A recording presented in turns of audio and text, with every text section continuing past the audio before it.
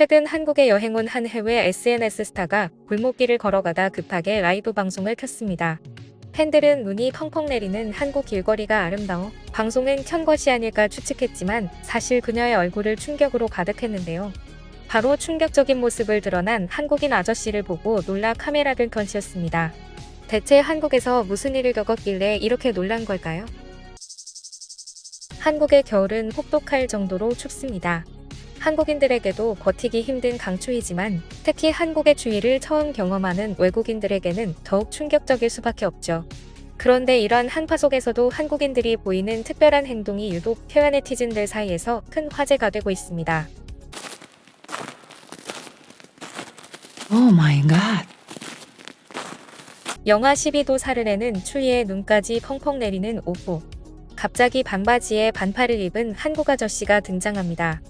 그는 심지어 파란색 바가지까지 들고 당황한 기색도 없이 골목을 여유롭게 걸어가고 있죠. 이 모습을 본 해외 SNS 스타는 놀라 기절할 뻔했다는데요. 해외 네티즌들도 이 아저씨의 정체가 대체 뭔지 궁금하다며 난리가 났습니다. 그가 계절을 착각한 거 아닐까? 어떻게 겨울에 저러고 나올 수 있지? 전 세계 어디에 가더라도 영하 12도에 반바지와 티셔츠 차림으로 밖을 걷는 사람은 한국인뿐일걸. 나도 놀랐어. 한국인들은 매년 겨울마다 옷을 덜 입는 스타일을 한 단계 업그레이드하곤 해라며 깜짝 놀라는 반응입니다. 그런데 반팔 반바지 옷에 대한 이야기뿐 아니라 슬리퍼를 신은 사람도 있다는 이야기도 공유됐습니다.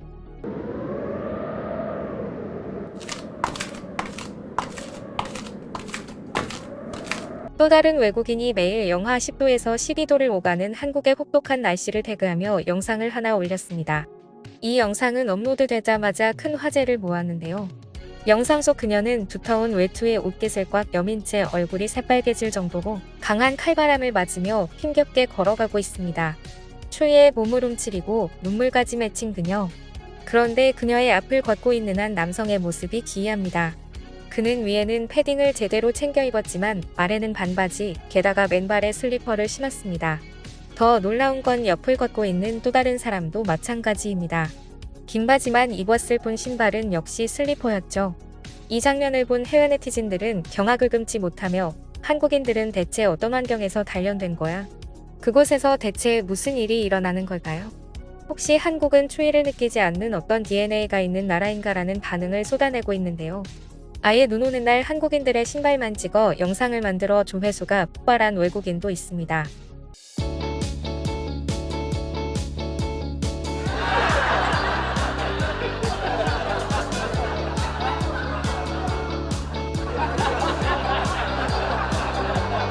털옷에 털모자, 부츠까지 챙겨 신고도 한국 겨울이 너무 춥다며 덜덜 떨던 여성은 크록스를 신고 태연하게 앉아있는 학생을 보고 경악합니다. 아무리 추워도 슬리퍼를 신고 겸허히 걸어가는 사람들, 롱패딩에도 크록스는 기본이죠.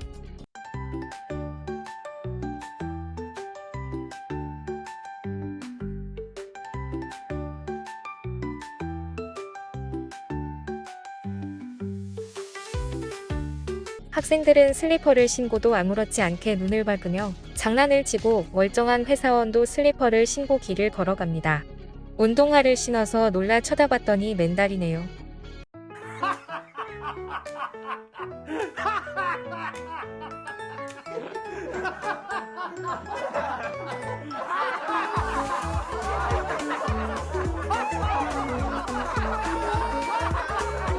슬리퍼나 크록스만 신어도 다행이라는 외국인도 있습니다. 그보다 더 충격적인 장면은 영하 4도의 날씨에도 바닷가 모래사장을 맨발로 걷는 어르신들이 엄청나게 많다는 것입니다. 그들의 용기와 건강을 본 외국인들은 경악을 금치 못합니다.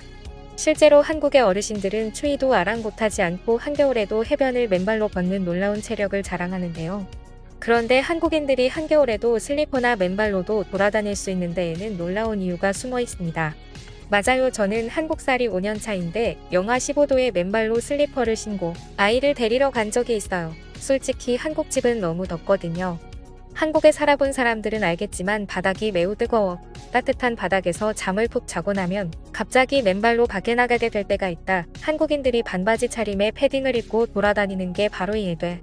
집안이 펄펄 끓는다. 밖에서는 얼어 죽을 것 같은데 집에 가면 너무 더워서 땀이 나. 난 미국 집에서 겨울이면 늘 등산용 양말까지 신고 지냈는데 한국에 와서는 집에서 반바지를 입어 너무 덥거든. 이렇게 하나같이 모두 한국 집이 얼마나 더운지에 대해 설명하느라 시간이 가는 줄 모를 정도입니다. 실제로 한겨울에도 반바지에 패딩을 입고 집에서 반팔로 생활하는 것이 자연스러운 건 전 세계에서 유일하게 한국뿐이라고 하는데요. 온돌 덕분에 우리나라는 아무리 밖이 추워도 집안은 따뜻하고 바닥이 뜨겁기 때문에 슬리퍼나 맨발로도 문제없이 돌아다닐 수 있습니다. 온돌은 오랜 세월 동안 한국인들의 주생활, 식생활에 가장 큰 영향을 끼친 한국 전통 난방 방식입니다. 그리고 세계인들이 가장 부러워하는 우리만의 문화이기도 하죠. 현재 유럽은 북극 한파로 강추위와 폭설에 시달리고 있습니다. 특히 영국은 러시아의 가스 중단과 한파까지 겹쳐서 추위에 떨고 있죠. 독일 남부, 스위스, 체코 등 유럽 중부 지역에서는 폭설로 인해 교통이 마비되고 정전이 발생했습니다. 유럽 각국은 한파에 대한 대비로 골머리를 앓고 있지만 이번 북극 추위는 예년보다 더 심하고 길게 이어질 것으로 예상된다고 합니다. 그런데 스코틀랜드의 한 클럽에서는 아주 희한한 난방 방법이 도입됐습니다. 이곳의 손님들은 쉴 새 없이 소리 지르고 춤을 추며 몸을 움직입니다. 이 클럽에서는 춤을 추면 몸에서 나오는 열기를 천장으로 빨아들여 에너지로 모은 뒤 지하우물에 저장해두고 필요한 순간에 꺼내 쓰는 방식으로 난방을 한다는데요. 이 아이디어를 제시한 클럽 측 대표는 이렇게 하면 에너지 위기도 극복하고 탄소 제로도 실현할 수 있다고 주장하고 있지만 실현 가능성은 아직 확실하지 않습니다. 온돌이 없는 곳에서는 이런 방법이라도 써야 추위를 피하고 살아남을 수 있다는 것이 증명됐을 뿐입니다. 일본의 경우는 더 심각합니다. 지난 10년 동안 동사로 사망한 사람이 1만 명이 넘고 해마다 추위로 목숨을 잃는 사람이 1,000명씩 나오는데 그 중에서도 40%가 집에서 동사했다고 하는데요. 일본은 한국보다 겨울에 훨씬 덜 춥다고 알려져 있는데 왜 집에서 얼어 죽는 사람이 나오는 걸까요? 우선 일본의 집들이 대개 나무로 지어져 있습니다. 바닥 난방이 아예 없는 상황에서 코타츠 같은 공기만 데우는 난방 방식은 효과적이지 못합니다. 그로 인해 난방이 잘 되지 않거나 난방을 끄면 급격히 차가워지는 구조입니다. 이러한 환경에서는 실내 온도가 급격히 떨어져 건강에 심각한 영향을 미칠 수 있습니다. 또한 겨울은 추운 게 당연하다는 생각이 굳어져 있어서 겨울철에 난방을 아끼는 사람들이 많고 이로 인해 기온이 낮은 집안에서 오랜 시간 생활하게 되는 경우가 많습니다. 이런 환경에서 몸 상태가 약하거나 노인층의 경우 건강에 큰 영향을 미치고 동사사고가 발생하기도 합니다. 해외 네티즌들은 전 세계가 한국의 온돌 시스템을 더 일찍 배웠더라면 추운 겨울을 더 잘 견딜 수 있었을 것이라고 아쉬워하는 반응을 보이고 있습니다. 한국을 방문한 외국인들이 우연히 촬영한 영상들 덕분에 한국 온돌의 우수성이 세계에 알려지고 있는데요. 또한 한국에서 발생하는 특별한 일들에도 전 세계의 관심이 집중되고 있습니다. 최근 한국 기업의 특이한 행보에 대해 역사상 전례 없는 일이라며 해외 반응이 뜨겁습니다. 그 처음은 해외명 경매 사이트로부터 시작되었는데요. 한국은 오랜 아픈 역사를 겪으며 그동안 수많은 한국의 역사 유물들을 빼앗겨왔습니다. 더욱 심각한 건 이런 경매 사이트들을 통해 한국이 아닌 또 다른 해외로 거래가 지속되었고 누군가 나서서 막지 않는 이상 영원히 한국 땅에 돌아오지 못할 심각한 상황에 처해 있었는데요. 이 유물들에는 조선시대 도자기를 비롯한 한국전쟁 당시의 유물들이 많이 있었으며 낯선 국가에 위치해 있는 것을 확인할 수 있습니다. 더군다나 여전히 한복, 김치, 영토 등 자신들의 것이라며 우겨대는 국가들 또한 즐비하기에 더욱 위험한 상황이었죠. 그런데 이때 갑작스럽게 나타난 한국 기업이 있습니다. 한국의 유물을 들여오겠습니다. 해당 기업은 현재 거래가 되고 있는 한국의 유물을 되찾아 대한민국 국민들의 이름으로 박물관에 기증할 것임을 선포했고 실제 한국의 유물들을 들여오기 시작했는데요. 알고 보니 해당 기업은 수년간 한국의 역사가 왜곡되지 않도록 세계에 알려왔던 곳으로 한국 전쟁 역사 왜곡을 시도한 중국인에게 맞선 적이 있으며 국가를 대신해 해외 참전국에 감사를 표하는 등 여러 화제가 되었던 기업이었습니다.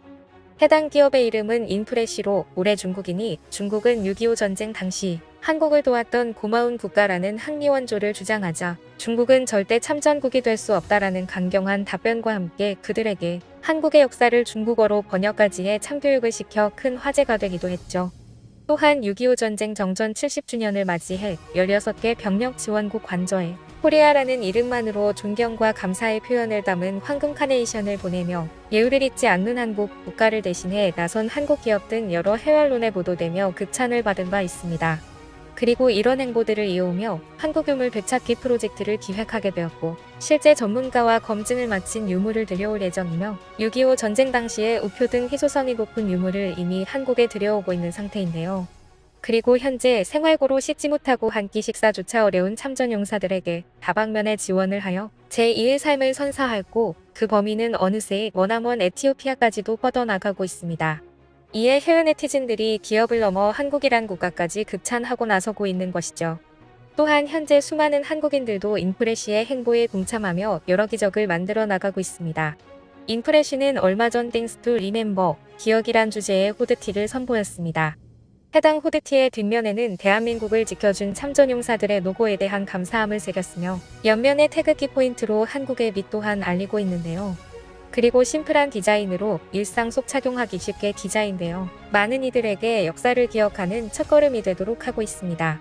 더욱 뜻깊은 건 해당 상품이 수익금 일부가 참전용사에게 후원되며 모든 후원금을 동참해준 한국인들의 이름으로 전달하고 있습니다.